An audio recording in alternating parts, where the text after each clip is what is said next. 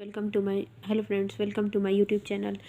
इससे पहले हमने आपको प्रोनाउन आज हम आपको प्रोनाउन के जो बचे हुए प्रकार हैं उनके बारे में बताने वाले हैं। इससे पहले हमने आपको पहली वाली वीडियो में पर्सनल प्रोनाउन, रिफ्लेक्सिव, एम्फैटिक और पजेसिव प्रोनाउन तक आपको बता दिया है। तो आज हम demonstrative pronoun, interrogative, relative, indefinite, distributive और रेसिप्रोकल, इन सभी के बारे में आज हम चर्चा करने वाले हैं। तो चलिए देर ना करते हुए अपना ये टॉपिक शुरू करते हैं।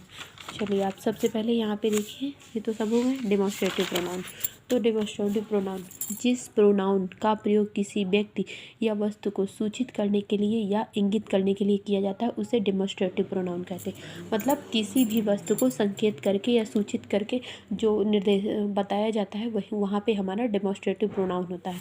जो प्रोनाउन यूज़ होता है उसे ही हम डेमोस्ट्रेटिव प्रोनाउन कहते हैं।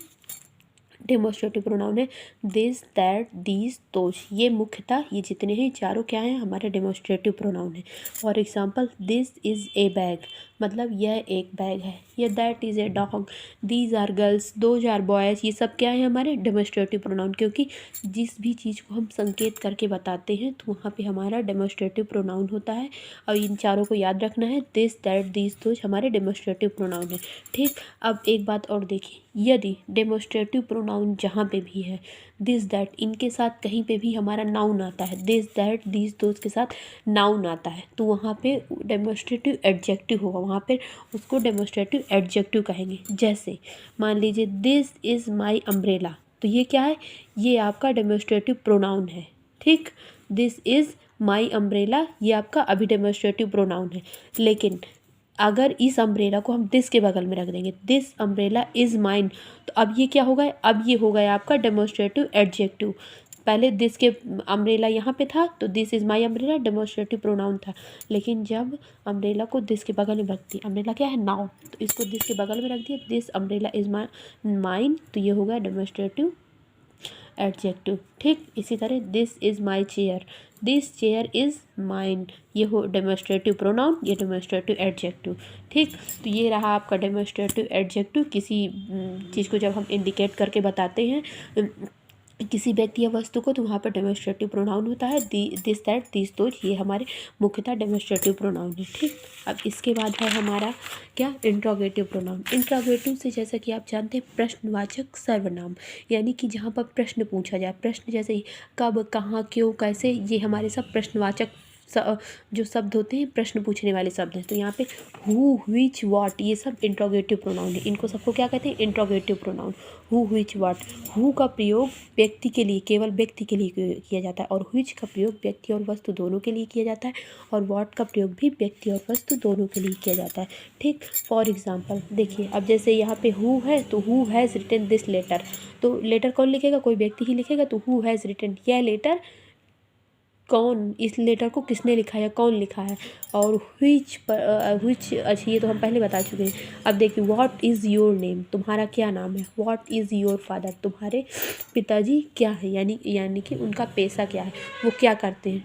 तो यहाँ पे ठीक, तो यहाँ पे प्रश्नवाचक सर्वनाम, यहाँ पे जो प्रश्नवाचक 3 प्रकार के शब्द होते हैं इनके बारे में, हु, व्हिच, व्हाट, ये प्रश्नवाचक सर्वनाम या इंट्रोगेटिव प्रोनाउन इनको कहते हैं।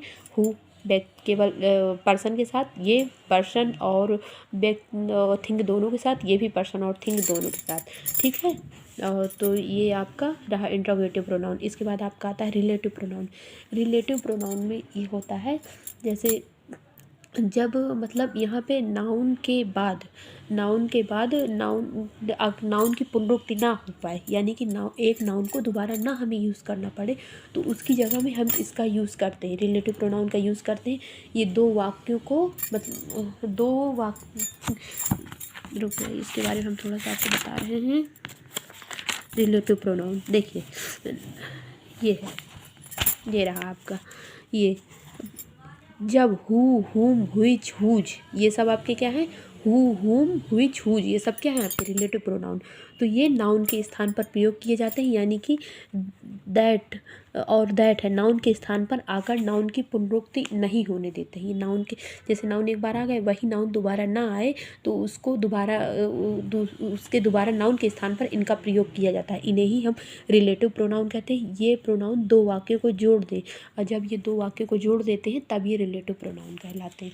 ठीक, दो वाक्यों को जोड़ देने का काम करते हैं तो ये रिलेटिव प्रोनाउन कहलाते हैं। कौन कौन से हैं रिलेटिव प्रोनाउन? हु, हुम, हुइच, हुज, दैट, ये सब क्या है हमारे रिलेटिव प्रोनाउन। हुज, दैट, ये सब रिलेटिव प्रोनाउन है। जैसे फॉर एग्जांपल यहाँ पे देखिए रिलेटिव प्रोनाउन के एग्जांपल कौन कौन से हैं। ये the lady who is in pink sari is my mother. Lady वो औरत जिसने पिंक साड़ी पहन रखी है वह मेरी माता जी हैं। The milk which is pure is useful for health. Milk जो शुद्ध है वो यूज़फुल मतलब हेल्थ के लिए लाभदायक होता है। तो यहाँ पे कनेक्टिव वर्ड कौन से हैं? हु, व्हिच, ये सब क्या है? पूरे वाक्य को जोड़ रहे हैं। ठीक, तो इसी इनको हम क्या कहते हैं? Relative pronoun. जो प्रोनाउन वाक्यों को जोड़ता है उसे ही हम रिलेटिव प्रोनाउन कहते हैं। रिलेटिव प्रोनाउन में क्या क्या आते हैं? हु, हुम, हुइच, हुज, दैट, ये रिलेटिव प्रोनाउन में आते हैं। ये 4-5 चीज़ें जो हैं ये रिलेटिव प्रोनाउन में आती हैं। ये नाउन के स्थान पर आती हैं और नाउन की पुनरुक्ति नहीं होने देती, दो वाक्यों को जोड़ती हैं, इन्हें ही हम रिलेटिव प्रोनाउन कहते हैं। ठीक, अब यहाँ पे देखिए अगला अगला यहाँ पे आपका क्या है? Indefinite pronoun. इंडेफिनिट का मतलब क्या होता है? अनिश्चित, जहाँ पर कोई व्यक्ति या वस्तु, निश्चित व्यक्ति या वस्तु का बोध नहीं होता। देखिए यहाँ पे इंडेफिनिट का मीन्स होता है जहाँ पर किसी निश्चित वस्तु या व्यक्ति का बोध नहीं होता, वहाँ पे अनिश्चितवाचक सर्वनाम या इंडेफिनिट प्रोनाउन होता है। फॉर एग्जाम्पल देखिए for example none is permitted to leave the place. किसी ने भी प्लेस को छोड़ने की अनुमति नहीं ली है। ऑल आर जेंटल, सभी लोग सज्जन हैं। किसी निश्चित व्यक्ति का बात नहीं हो रही, सभी लोग सज्जन हैं। अब जैसे देखिए मैनी, यहाँ पे देखिए एक एग्जांपल है, many of the student got good marks.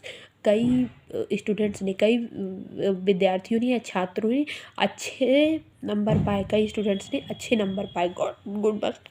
किसी निश्चित व्यक्ति की बात नहीं हो रही, कई स्टूडेंट है, कोई निश्चित नहीं यहाँ पे।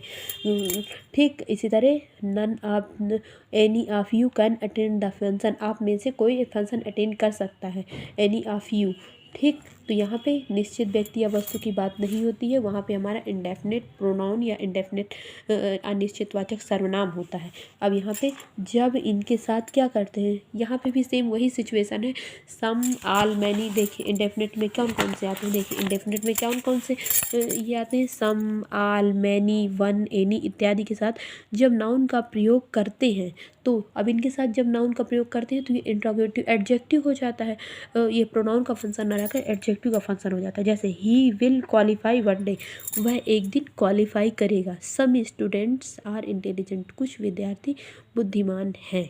तो ये यहाँ पे जब इन सब के साथ सम, ऑल, मैनी, वन और एनी, ये सब जो इंडेफिनिट प्रोनाउन है ये सब उनके स्थान पर प्रयोग किए जाते हैं। तो इनके साथ जब नाउन आ जाता है तो उसे एडजेक्टिव का फॉर्म हो जाता है, एडजेक्टिव का रूप हो जाता है। ठीक, तो ये any student can answer this question, कोई भी विद्यार्थी इस क्वेश्चन का आंसर दे सकता है। ठीक, तो ये इंडेफिनिट एडजेक्टिव का वर्क करते हैं अगर इनके साथ नाउन आ जाता है। तो ये रहा आपका इंडेफिनिट एडजेक्टिव। इसके बाद आपका आता है डिस्ट्रीब्यूटिव प्रोनाउन, व्हेन। देखिए तो डिस्ट्रीब्यूटिव प्रोनाउन क्या होता है? व्यष्टिवाचक सर्वनाम। तो यहाँ पे मुख्यतः डिस्ट्रीब्यूटिव प्रोनाउन कौन कौन से हैं? ईच, आइदर,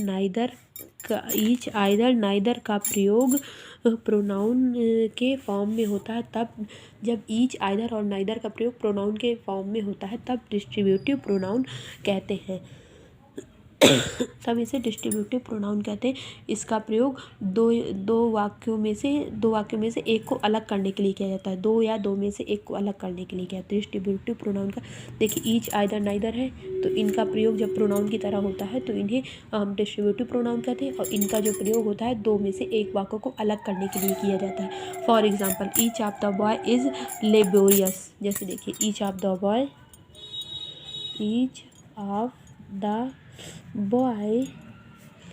इज़ लेबोरियस,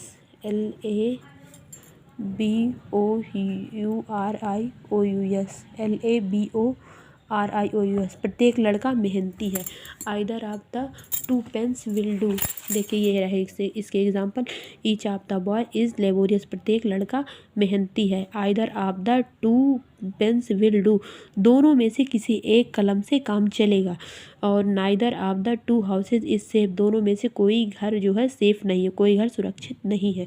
इस तरह से ये दो वाक्यों को अलग करने का काम करते हैं। ईच, आइदर और नाइदर मुख्यतः डिस्ट्रीब्यूटिव प्रोनाउन है, या इनका जब यूज्ड प्रोनाउन की तरह होता है तो इन्हें हम डिस्ट्रीब्यूटिव प्रोनाउन कहते हैं, यानी कि व्यष्टिवाचक सर्वनाम ये दो या दो में से एक को अलग करने का काम करते हैं।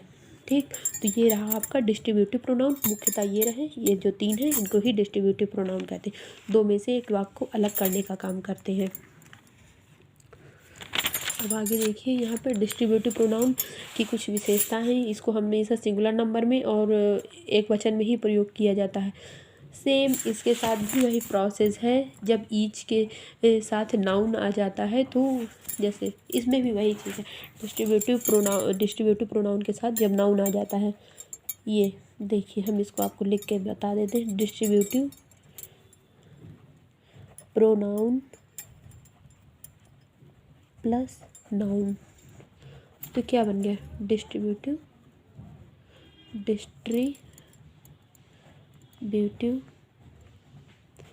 एडजेक्टिव। ठीक, तो अब यहाँ पे देखिए फॉर एग्जांपल, जब इसके साथ जैसे फॉर ईच एग्जांपल देखिए, each knife is sharp.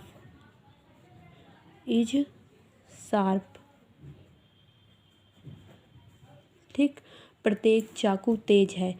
Neither question is easy, को दोनों में से कोई प्रश्न आसान नहीं है। ठीक, तो ये अब मतलब डिस्ट्रीब्यूटिव एडजेक्टिव का वर्क हो जाएगा। ठीक, इनके साथ अगर नाउन लग जाएगा तो एडजेक्टिव की तरह वर्क करने लगेगा। अब इसके बाद आपका आता है रेसिप्रोकल प्रोनाउन। तो रेसिप्रोकल प्रोनाउन में देखिए, इसमें बस ज़्यादा नहीं है, थोड़ा सा है। देखिए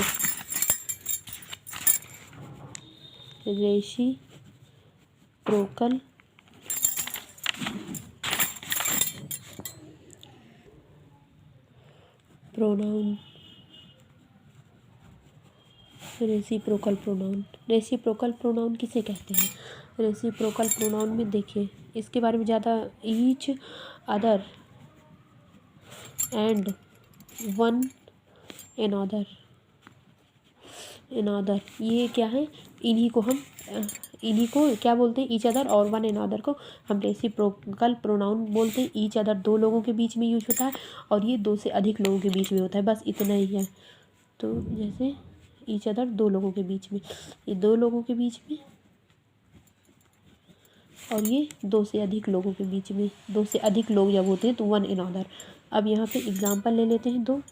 देखिए ईच अदर, जैसे Radha and Krishna love each other. ये दो लोग हो गए ना, राधा एंड कृष्णा दो लोग हैं तो लव ईच अदर। ठीक है, और यहाँ पे for example Radha and Krishna और फिर the four brothers love one another. चार लोग हो गए, दो से अधिक लोग हो गए, तो यहाँ पे the four brothers love one another. ठीक, तो ये इस तरह से ईच अदर और वन अनदर ये दोनों दो छोटे छोटे वाक्यों को जोड़ने का काम करते हैं। और ये ईच अदर दो लोगों के बीच में और वन अनदर दो से अधिक लोगों के बीच में यूज होता है। ठीक, अब इसका ठीक है, तो उम्मीद करती हूँ आज की वीडियो आप लोगों को अच्छी लगी होगी। जो भी मैंने समझाया है आपको अच्छे से समझ में आया होगा। वीडियो अच्छी लगे तो प्लीज़ लाइक और सब्सक्राइब कीजिए। आपकी एक वीडियो को आप लोगों तक पहुंचाने के लिए हम बहुत मेहनत करते हैं।